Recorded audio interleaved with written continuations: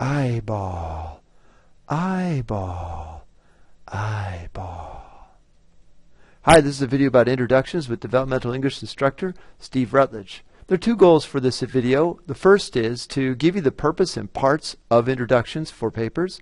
The second is to give you some great, easy techniques you can use to create introductions on many of the papers you're going to write for college. First, what are the purpose and parts of an introduction for a paper? Of course, you want to capture interest on a paper. And second, you want to tell the purpose, that is, give the thesis statement. Of course, we've all seen this sort of thing before if you've watched television.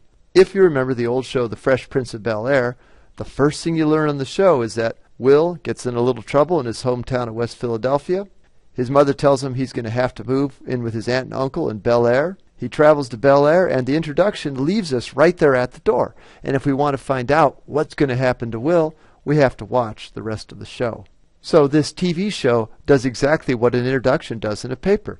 It captures interest, tells a little bit of an interesting story, creates a question, makes us wonder what's going to happen, and tells us basically the purpose of this show, that it's going to be kind of a fish out of water. A guy going from West Philadelphia to Bel-Air, and so we understand what the purpose of the show is going to be. So that's how an introduction might work on a television show. Let's see some actual examples of introductions that would work for papers. Eyeball. Here are examples of introductions that might be used for some of the papers I have my students write.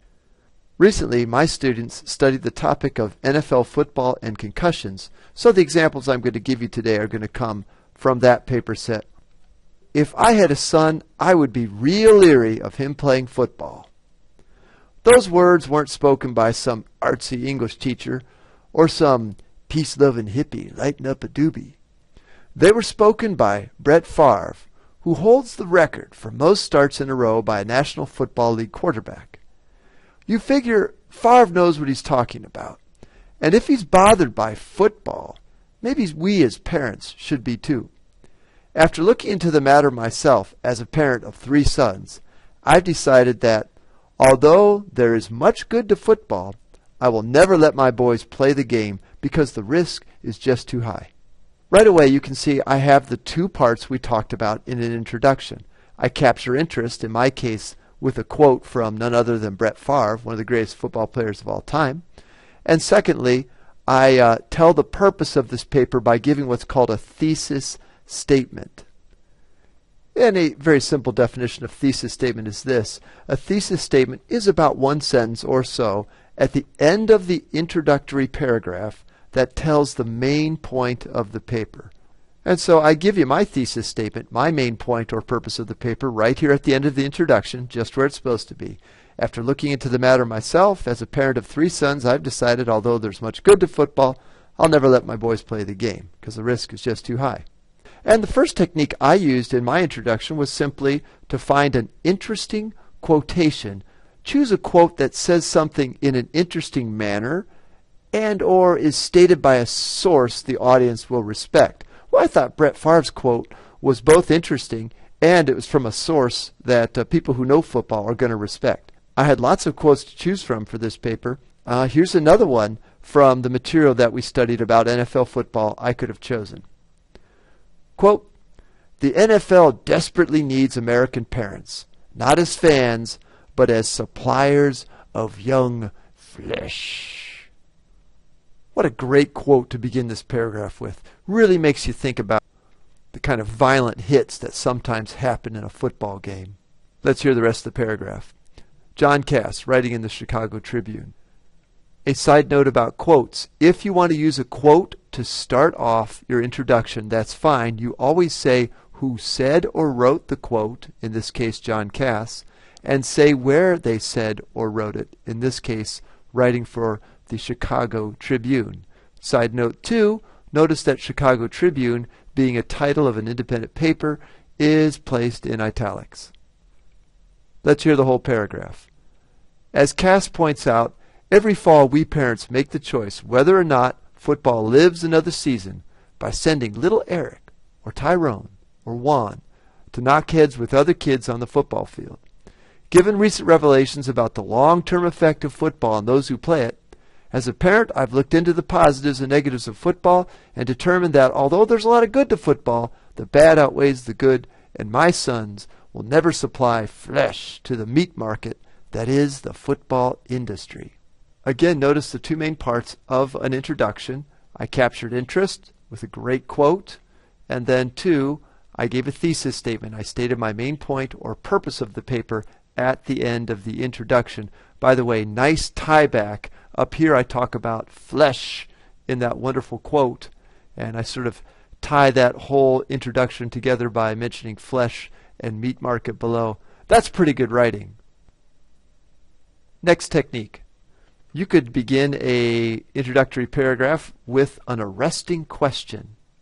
Would you let your son crash a car into a brick wall at 35 miles per hour? Worse yet, would you cheer him on while he did it? And yet, that's exactly what many of us parents do when we let our kids play football. Appearing on Frontline, neuropsychologist Robert Stern of Boston University describes how each collision is, quote, around 20 G or more. That's the equivalent of driving a car at 35 miles per hour into a brick wall. And it happens over and over again in the course of a season. Why would anyone let their kid do this? As a parent, I've looked hard at the game I used to love and decided although there's a lot of good to football, I will never let my 3 sons play. One, I used an arresting question like we talked about. 2, I also slid in a quote there, and that just points out you can do more than one technique in an introduction to capture interest. Do whatever it takes. And finally, of course, I give the thesis statement, the main point I want to make in about a sentence. I want to make a little note about the arresting question technique. First, you've got to reach out and grab the reader with your question. If your question doesn't really reach out and grab and arrest, stop the reader in their tracks, then it's probably not working. A lot of students will use the arresting question technique because they think it's easy, but then they'll come up with a question that's something like this. Have you ever watched football? Or, what would you do if you had a concussion? These questions don't reach out and grab the reader. The question I chose has a little more power, doesn't it? Would you let your son crash a car into a brick wall at 35 miles per hour? And again, I'm thinking I'm writing to parents, and I think that question would make them stop and think. Again, these questions reach out and grab the reader. Eyeball. Eyeball. An interesting picture combined with a detail can also create an effective introduction.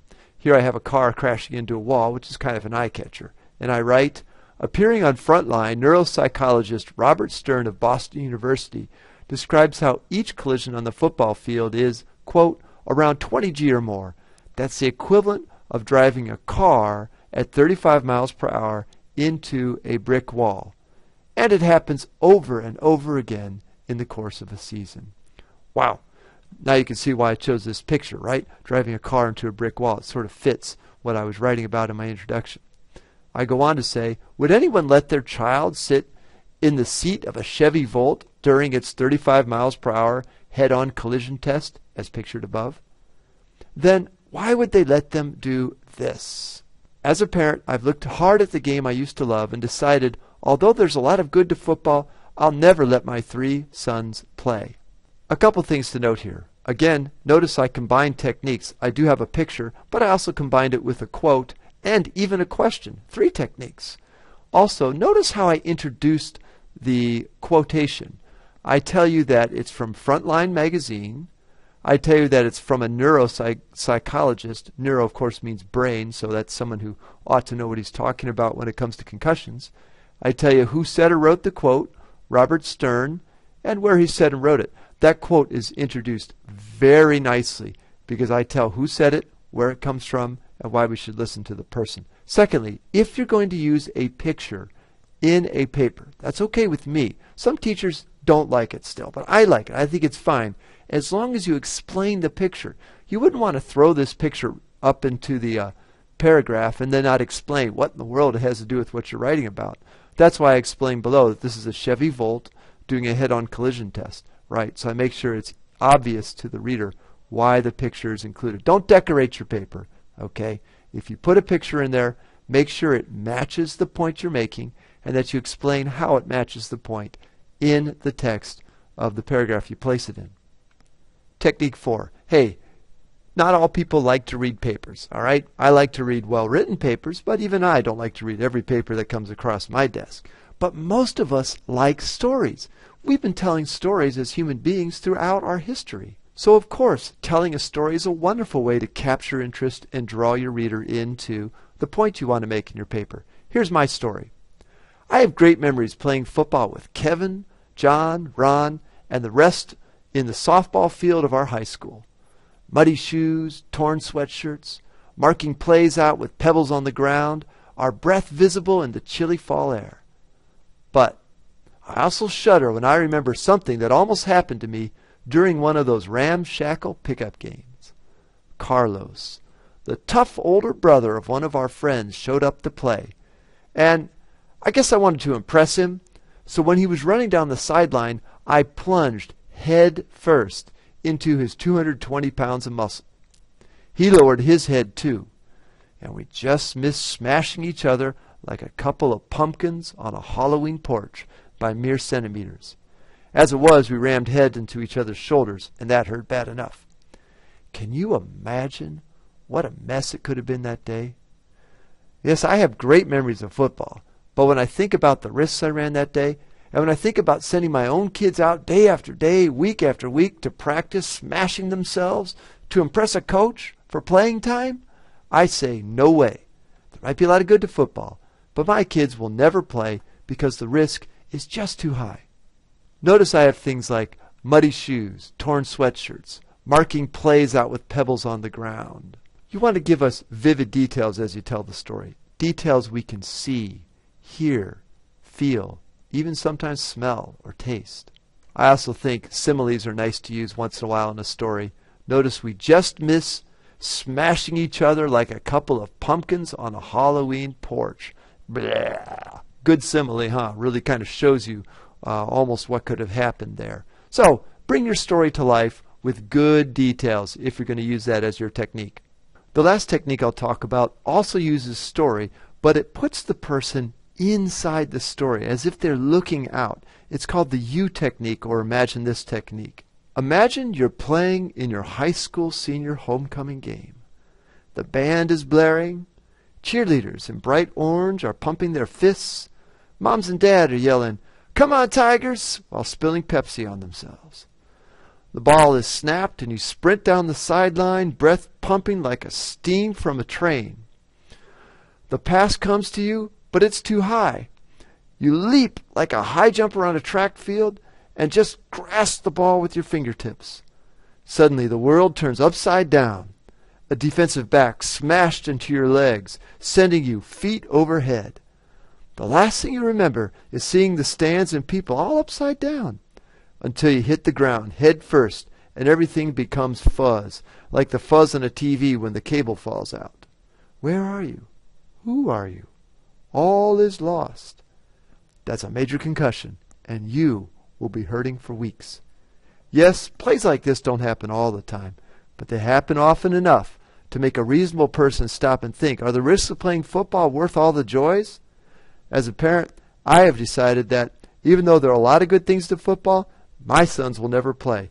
The risks are just too high. They'll wind up head down on the 30-yard line after leaping for a catch.